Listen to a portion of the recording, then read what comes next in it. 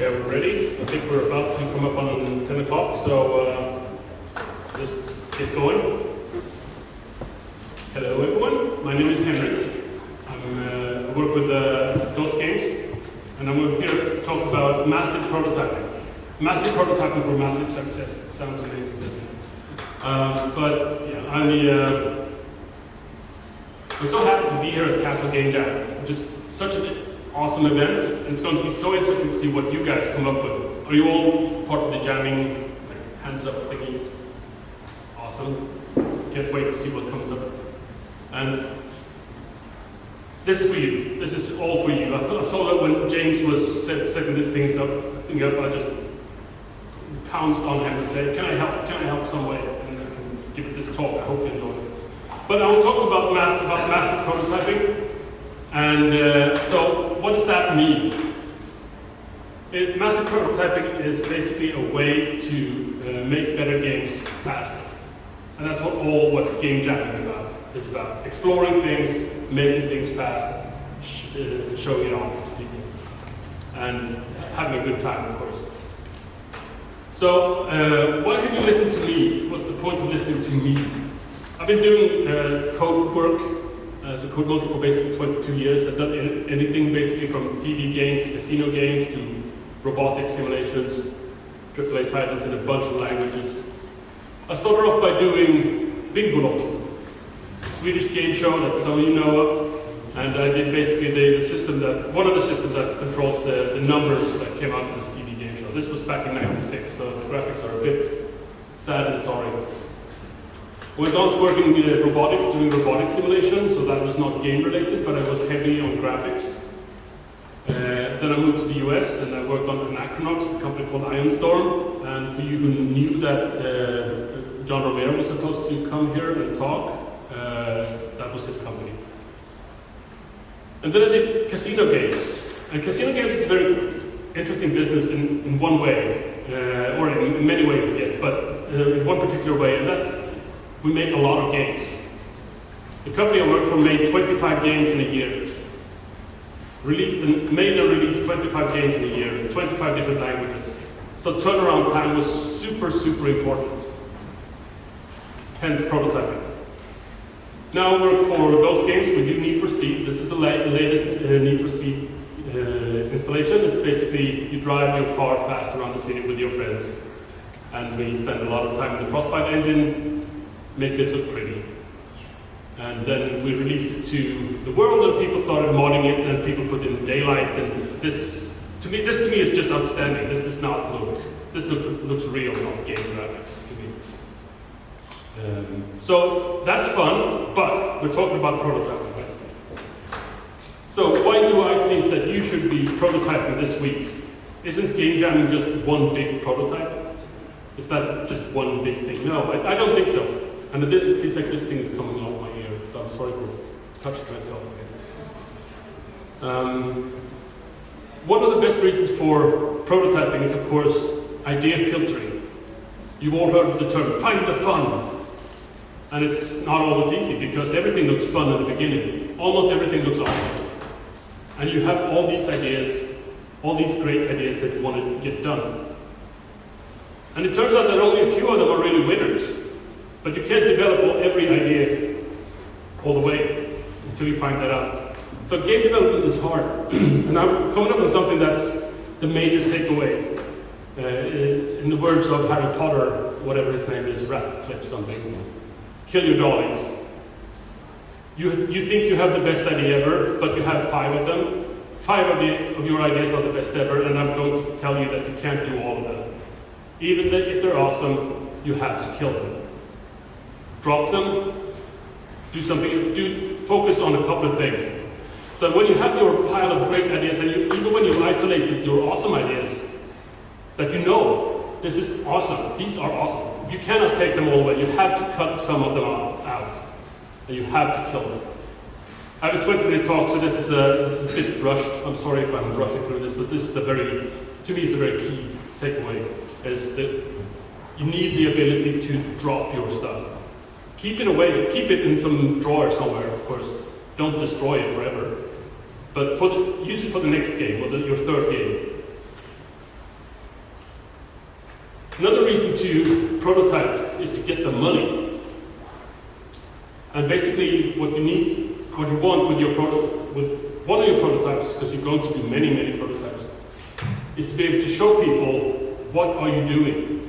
Why should you get money? Why should you be allowed to make the world's largest jockstrap? Why should anyone invest in that? And basically what you want to do is to get your prototype get to the fun of the prototype, show the core idea, the core game idea very quickly in your prototype.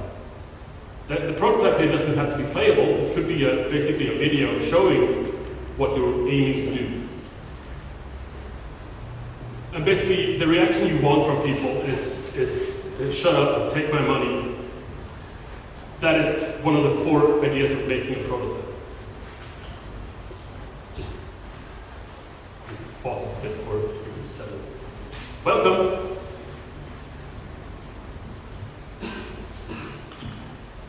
A third reason for making prototypes is for design, for communication. Design and communication, is that two different things? You ask? No. You have to communicate your ideas because people are not mind readers.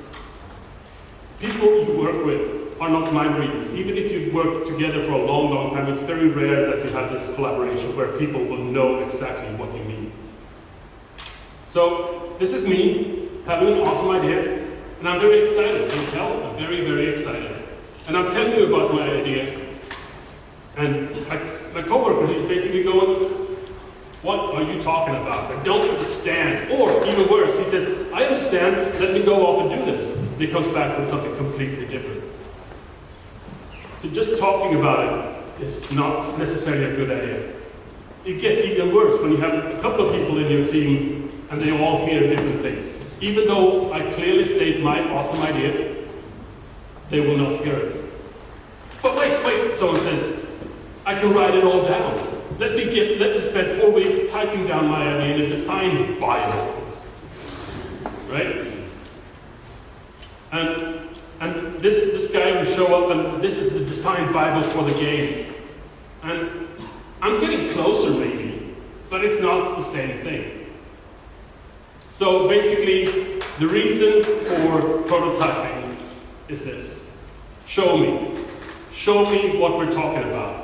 You think you're talking about knowing Kung Fu? Show me.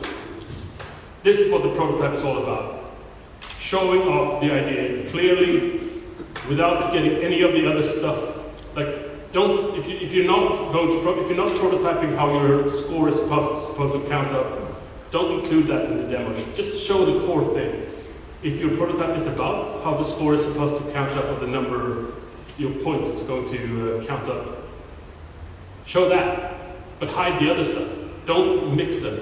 Make many, many prototypes.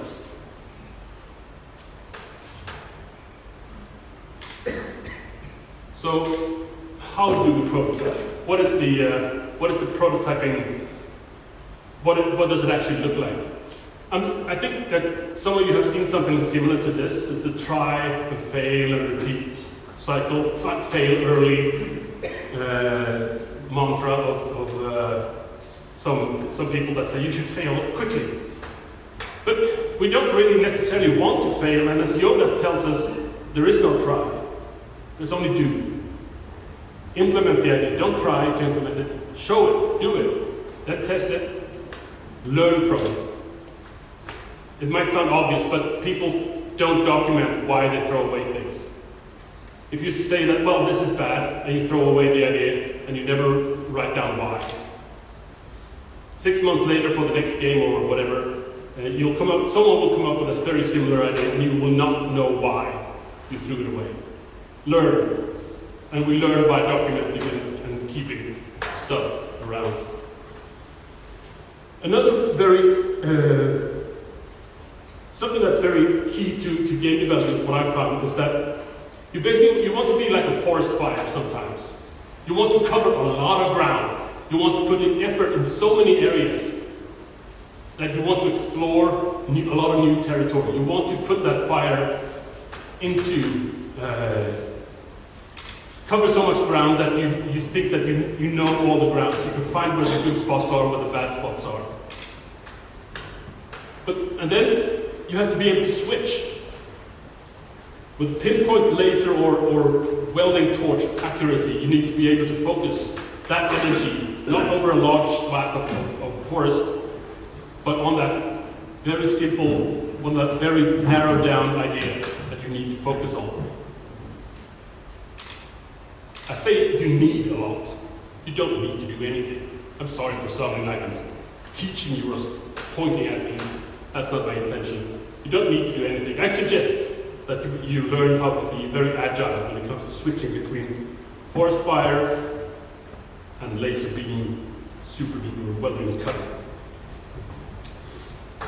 So how do we do that? Well, first thing we need to do, and this might seem obvious, is that you need to know your tools. How many of you guys develop in Unity?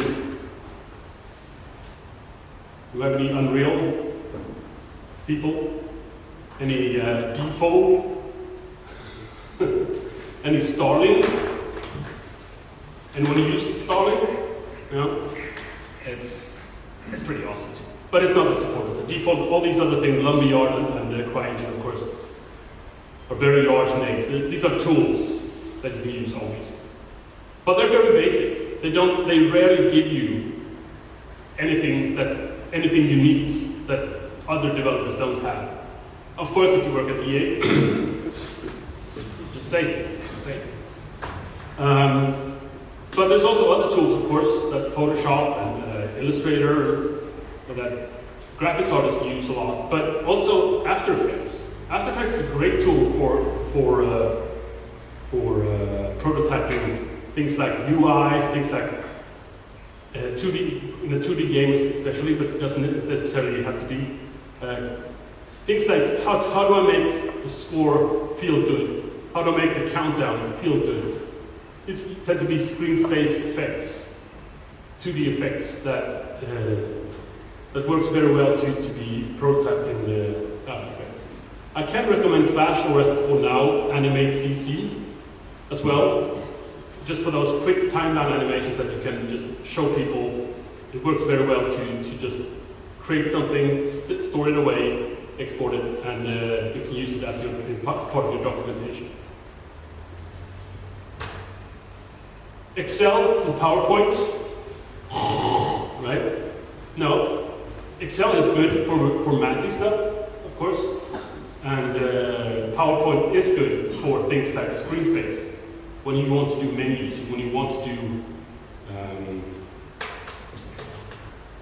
help pages, whatever. PowerPoint can help you with layout a lot. And how do we make PowerPoint and Excel really, really awesome? We hit Alt F11. Has anyone ever hit Alt F11 in their office? 2. It basically gives you the Visual Basic for Applications environment.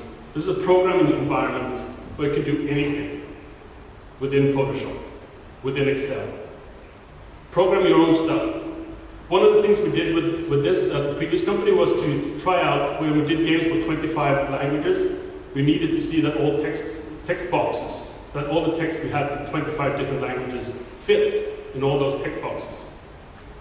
So instead of starting the game over and doing the layout in the game, and then reloading the game with the new language settings every time, we did it in PowerPoint. And instead of adding text boxes, we added the string IDs. And then we could just go into this, pull out all the string IDs from all the text boxes and replace them with the different language strings that we had for 25 different languages. And we can just export that deck. One big table, or one big presentation deck. And we can just step through and make sure that visually inspect that every language looks all right. Every language looks correct. Super quick. And for those who are frowning at the sight of Visual Basic, there's also JavaScript support these days. Other ways to make your tools is, of course, to make paper prototypes, or just writing down your idea in some the most trivial of ways. As long as you store it away somewhere, any way you work is fine. The second part is not just knowing your tools, but also be prepared for building things. Be prepared to build things rapidly.